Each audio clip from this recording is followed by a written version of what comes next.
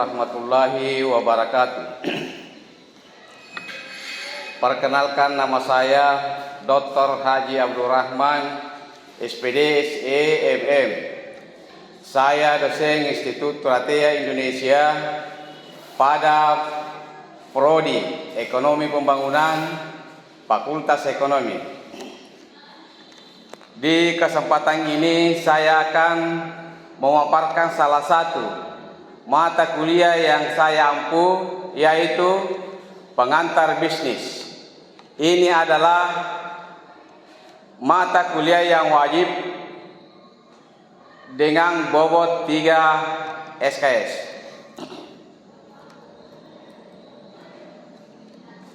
Deskripsi mata kuliah ini yaitu di awal pertemuan mahasiswa mulai belajar tentang ruang lingkup bisnis serta manfaatnya, perusahaan dan lingkungan serta pengaruhnya terhadap perusahaan, bentuk-bentuk perusahaan, manajemen dan organisasi, kewirausahaan dan perusahaan kecil, konsep pemasaran, manajemen sumber daya manusia, akuntansi dan laporan keuangan, dan bisnis internasional. Setelah mengikuti perkuliahan ini, mahasiswa akan mempunyai gambaran bagaimana membuat ide bisnis dan cara penerapannya. Capaian dalam pembelajaran ini adalah: 1. Semangat kemandirian, kejuangan, kewirausahaan. 2. Mampu mengambil keputusan secara tepat dalam penyelesaian masalah pada bidang keahlian berdasarkan hasil analisis informasi dan data. 3. Mampu menerapkan konsep teoritis kewirausahaan dalam bidang pendidikan. 4. Menguasai konsep teoritis kewirausahaan materi yang ada di dalam mata kuliah pengantar bisnis, antara lain: 1. Ruang lingkup bisnis serta manfaatnya dalam bentuk karir dalam dunia bisnis. 2. Perusahaan dan lingkungan serta pengaruhnya terhadap perusahaan. 3. Bentuk-bentuk yuridis perusahaan. Yang 4. Bentuk peluang bisnis kewirausahaan. Yang 5. Peran dan fungsi dan proses manajemen yang akan diterapkan dalam organisasi secara umum. Yang 6. Dasar-dasar manajemen pemasaran. Yang 7. Teori perkembangan dan proses dalam manajemen produksi. Yang ke-8. Tahap pertumbuhan ekonomi. Yang ke-9. Proses pembangunan dengan kelebihan tenaga kerja. Yang ke-10. Dasar-dasar manajemen pembelajaran. Yang ke-11. Resiko bisnis dan etika dalam berbisnis. Yang ke-12. Bisnis internasional. Mata kuliah ini dilaksanakan selama 16 kali pertemuan. Pada proses pembelajaran, metode yang saya lakukan dengan metode ceramah, tanya jawab, dan diskusi. Sistem penilaian dalam pembelajaran ini adalah: 1. Keaktifan mahasiswa 10%. 2. Ujian akhir semester UTS sebanyak 20%. Yang ketiga, ujian akhir semester dalam kurung UAS sebanyak 20%. Yang keempat, tugas mandiri sebanyak 15%. 5. Kuis sebanyak 25%. Yang keenam, kehadiran sebanyak 10%. Kemudian selanjutnya saya akan menampilkan proses pembelajaran yang saya lakukan di mata kuliah pengantar bisnis dari salah satu pertemuan.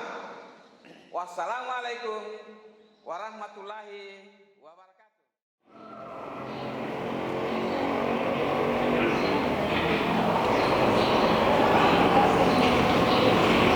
Assalamualaikum warahmatullahi wabarakatuh. Waalaikumsalam warahmatullahi wabarakatuh.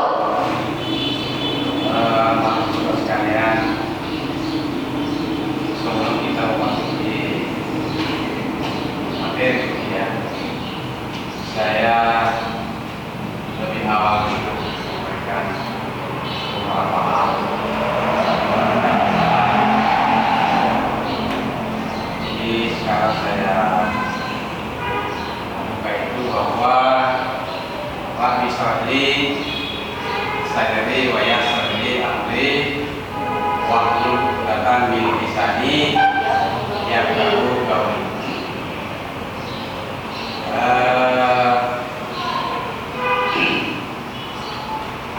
Kepada anak sekalian, sebelum kita mulai Pak, kita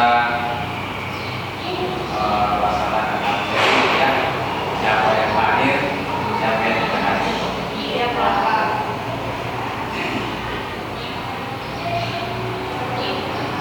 Jadi yang pertama, artikan bunga inta. Tanya Pak. Di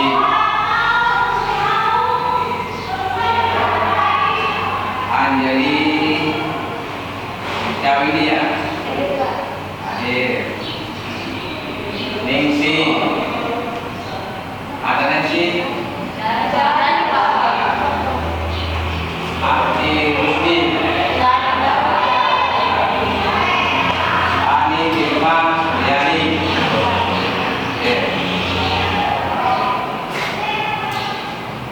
Ari Widayanti. Hadir. Arwini. Apa? Ibunya namanya siapa? Arsina. Hadir. Ayu Artika. Asmaul Mukti. Andini Yulianti. Indi Hairul Nisa. Alfa. Alfa. Farina Muksa. Pakri Akbar. Alfa. Pati Alfa. Hajar Aswad. Alfa. Kai Yudi. Alfa. Muhammad Idrus. Alfa. Novianti Nur. Alfa. Nurfiana. Alfa. Nurfina. Iya Pak. Alfa. Alfa. Putri Rahmadani. Hadir Pak. S. Pak. Puput Nobel. Siapa bilang Nobel? Keluar Pak. Ganti. Putri Rahayu. Begita Rahmadani. Dua. Oke. Itulah nama-nama yang saya sebut. Ada juga yang tidak hadir kalau orang itu. Banyak Pak. Ya mungkin sesuatu hal sehingga dia tidak punya. Jadi sekarang ini saya harap kepada Anda semua bisa berdoa berdasarkan dengan keyakinan dan agama masing-masing. Doa baik.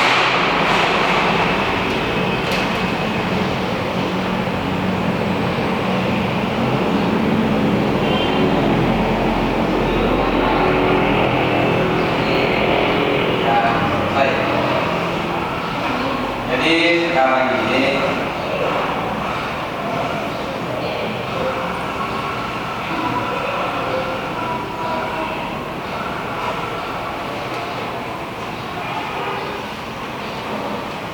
materi yang kita akan pelajari ya, mengenai tentang pengantar bisnis ya. Tentu di sini pengantar bisnis ini sudah banyak mengenal bahwa yang namanya bisnis itu kalau saya koreksi itu dan saya mengenai itu bahwa bisnis itu merupakan sebuah kalimat yang masih berada pada kalimat umum ya, karena bisnis itu bukan hanya satu hal ya, bisnis itu banyak ya yang berlaku pada di kalangan masyarakat. Jadi keberadaan daripada bisnis ini tentu mempunyai banyak hal yang mengandung tentang manfaat-manfaat yang berlaku pada masyarakat. Di mana bisnis ini tentunya perlu kita ketahui sebenarnya tentang bisnis. Kenapa? Karena bisnis ini ya sudah banyak orang yang kenal di mana saja ya. Jadi sebelum kita lanjut ya, Anda ini kan mulai datang di sini memang sudah berbisnis ya. Apa itu? Contoh saja misalnya kita menelepon kepada teman-teman, ini juga merupakan sebuah bisnis.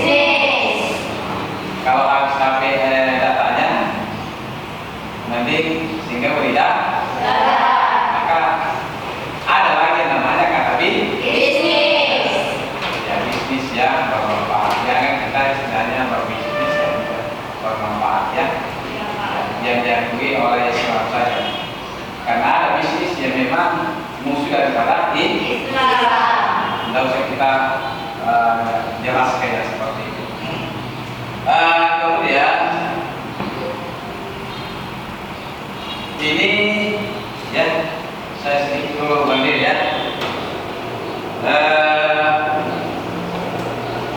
Definisi daripada bisnis ini tentu dapat diartikan sebagai suatu ya kegiatan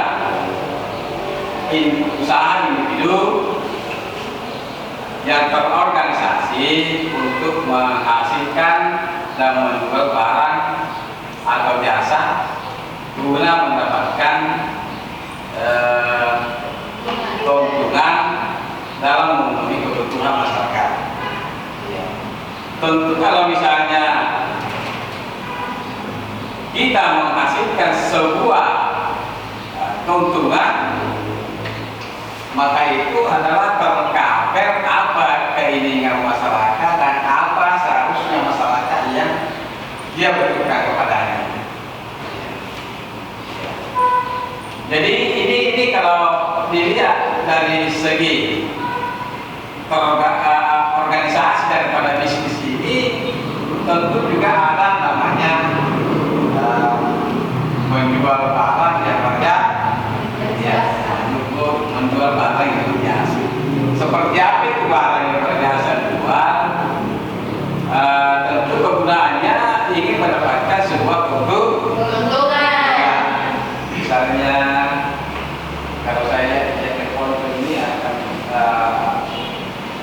banyak yang jago-jago kuliah ya. Iya Pak. Tentu dia bisa memodifikasi seperti apa langkah yang dia lakukan itu sehingga bisa produktivitas daripada barang yang dibutuhkan masyarakat ini bisa meningkat. Kalau meningkat penghasilannya itu tentu ada namanya keuntungan. Tapi sebelumnya itu ada dulu indikator yang harus dilakukan oleh penentu kebijakan. Apa itu? Tentu misalnya antara lain sarana prasarana. Apa itu caranya?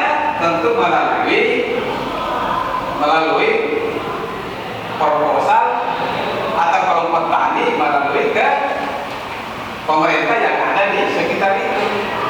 Contohnya misalnya ada sebuah kelompok tani yang ditunjuk oleh penyuluh pertanian, ya, dia itu bekerja sama langsung dengan kepala desa membentuk sebuah kelompok tani demi untuk mencapai tujuan tertentu. Maka itu adalah sebuah bisnis yang bermanfaat. Ya, seperti itu. Mungkin barangkali di apa namanya di kampung-kampung Anda semua itu mungkin ada seperti itu ya.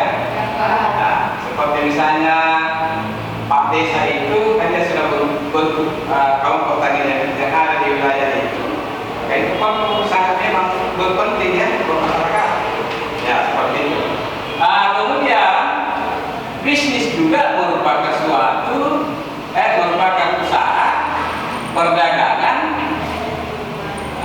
dengan menjual barang atau layanan kepada konsumen, baik individu atau perusahaan untuk mendapatkan keuntungan.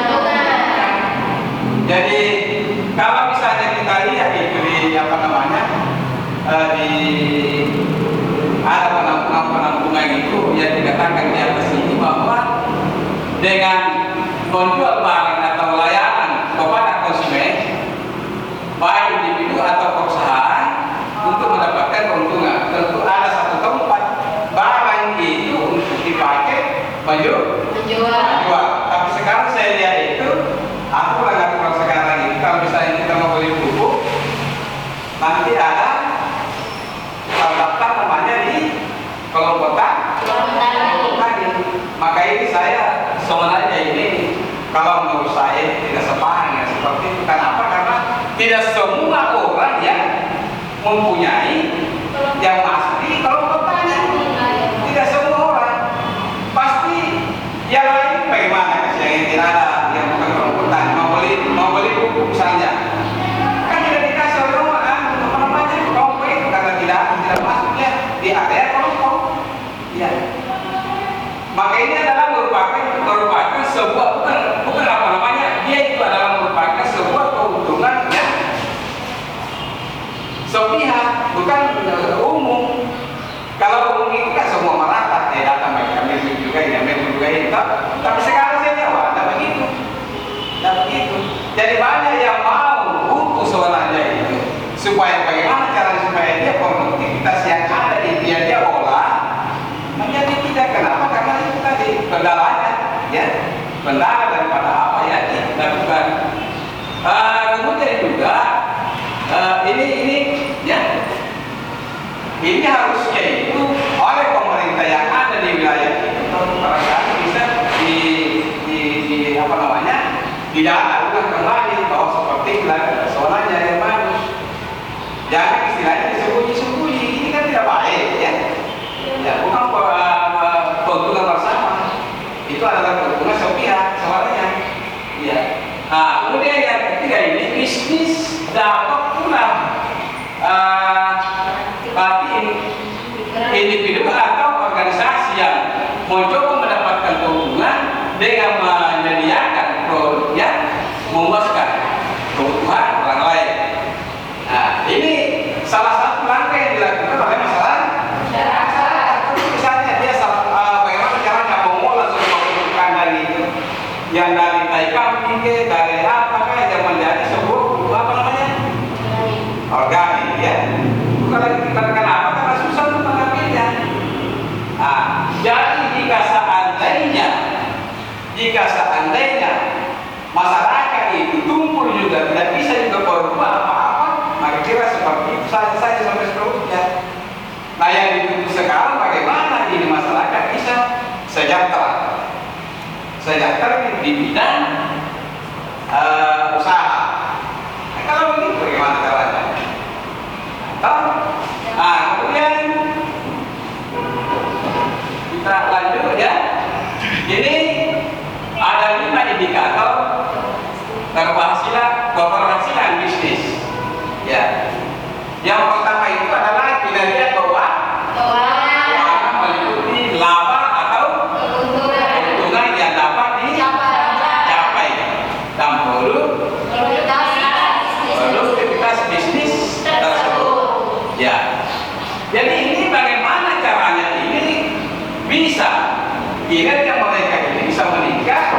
sehingga mencapai sebuah produk yang bagus.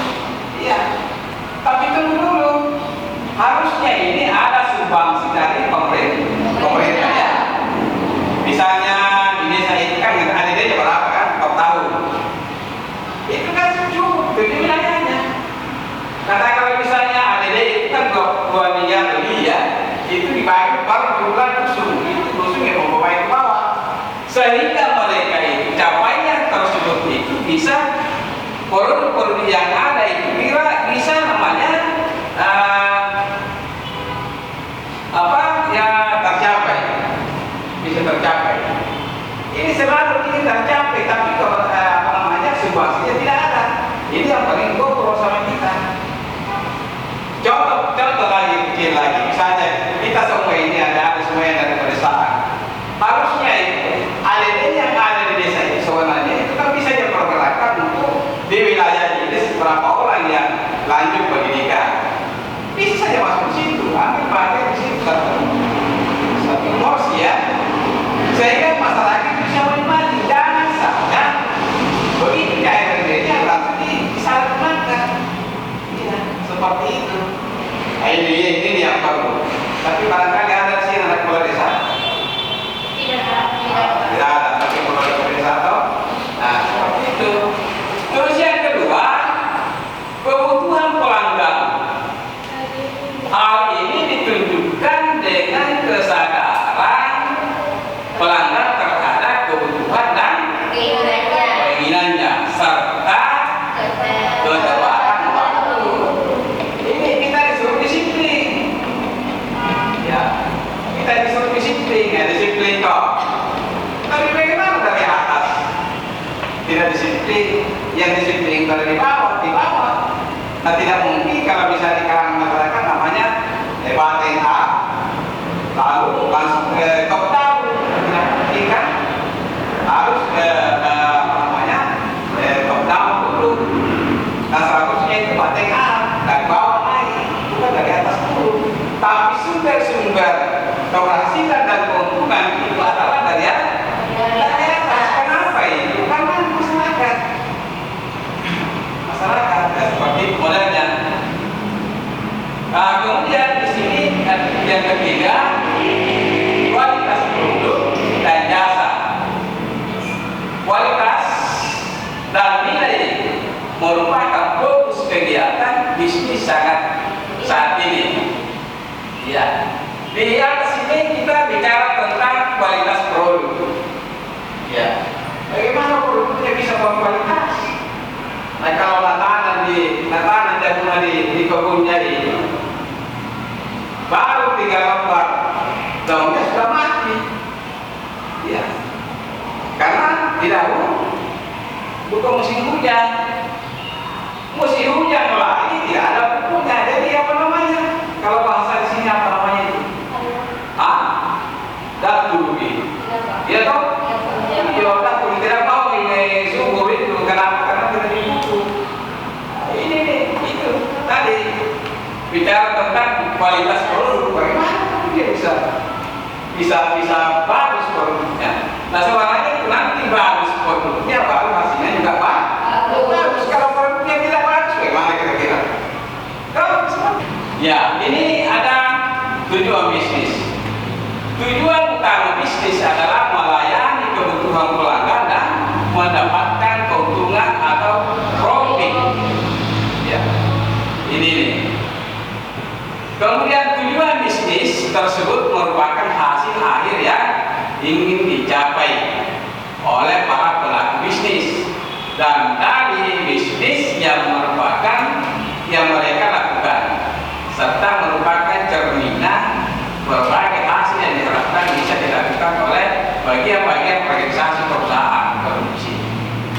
Nah, ini namanya pemasaran, sumber daya manusia, keuangan, akuntansi, dan seterusnya. Ayo ya. Kemudian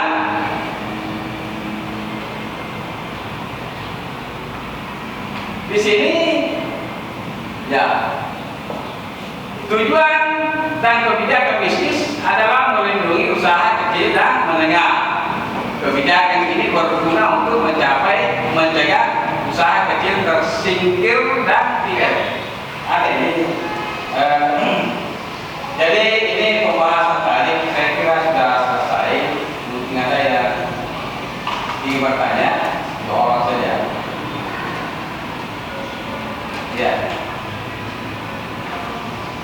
Ya. Silakan. Assalamualaikum warahmatullahi wabarakatuh. Waalaikumsalam warahmatullahi wabarakatuh. Saya Sukawati dari jurusan Pendidikan Bahasa dan Sastra Indonesia. Seperti yang Bapak jelaskan tentang pengertian bisnis, yaitu bisnis adalah suatu kegiatan usaha yang dilakukan secara individu atau terorganisasi. Menurut Bapak, bagaimana bisnis itu? Saya minta penjelasan Bapak.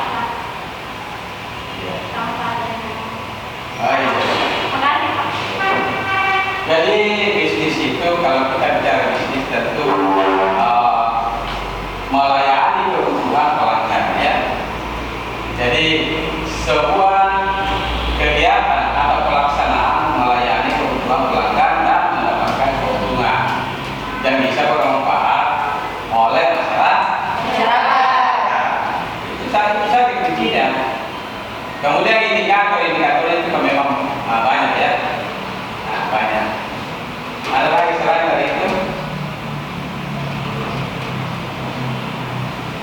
Nah, ini. Ya. Kemudian sedikit tambahnya itu bisnis itu adalah sebagai suatu kegiatan usaha dan menjual barang dan jasa guna mendapatkan tentu tidak ada lain hanya Keuntungan. dalam memenuhi kebutuhan masyarakat. Oke, itu saja. Jadi kalau mengenai bisnis itu tidak usah dikategori ya, begitu saja. Dan barangkali materi yang saya sajikan hari ini mungkin kalau misalnya minggu depan ya di pertemuan yang kedua mungkin barangkali masih kita kalau misalnya masih ada yang belum ini yang belum tuntas, nanti minggu depan kita tuntaskan dan kita ulangi kembali bagaimana dan seperti apa sebenarnya itu ya tentang bisnis, definisi bisnis, tujuan bisnis semua ya. Insya Allah kita lanjutkan minggu depan kalau memang belum dipahami betul. Jadi jangan segan-segan bertanya ya. Kalau ada yang belum dipahami silakan pertanyakan ya. Yang insya Allah saya siap layani. Dan saya kira materi ini cukup sekian ya. Kita ketemu di minggu depan. Assalamualaikum warahmatullahi wabarakatuh.